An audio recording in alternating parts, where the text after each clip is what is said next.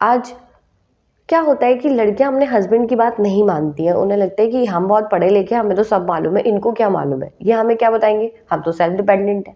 But मैं उनको एक थोड़ा सा अपनी भारतीय संस्कृति से अगर हम जोड़ें तो हमारी भारतीय संस्कृति ये कहती है कि हमें अपने हस्बैंड की बात माननी चाहिए। उसका सबसे बड़ा उदाहरण मैं दूंगी आपको, गौरा जी। गौरा जी को उनके पति शिव जी ने भी कहा था कि आप अपने पिता के घर मत जाओ, क्योंकि उन्होंने उनको इनवाइट नहीं किया था।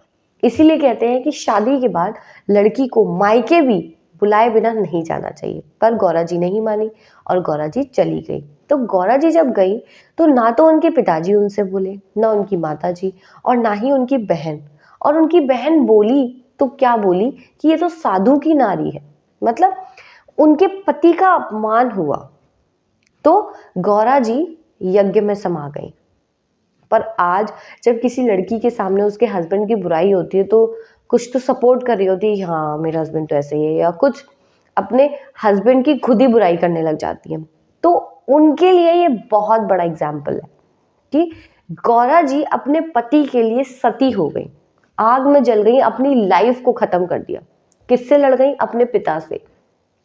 तो शादी के बाद आपके माता पिता भाई बहन सब कुछ आपका हस्बैंड होता है।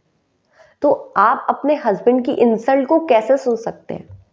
आपका हस्बैंड ही है जो आपके पिता की तरह आपकी ख्वाहिशें पूरी करता है, आपकी माँ की तरह आपकी केयर करता है, और भाई बहनों की तरह आपसे लड़ता है।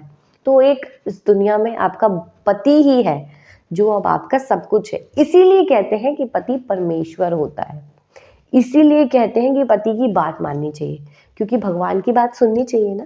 अब गौरा जी ने नहीं सुनी तो उन्हें भुगतना पड़ा, वो सती हो गई और उनके पति की इंसल्ट हुई उनकी वजह से, क्योंकि वो बिन बुलाए गई। तो इसीलिए अगर आपके हस्बैंड आपको कुछ समझा रहे हैं तो उस पर थोड़ा सा सोचिए, गौर करिए। ये मत सोचिए कि मैं तो इंडिपेंडेंट हूँ, मैं बहुत पढ़ी लिखी हूँ, मुझे सब मालूम है, इनको कुछ नहीं मालूम। ये गलत है। ओके।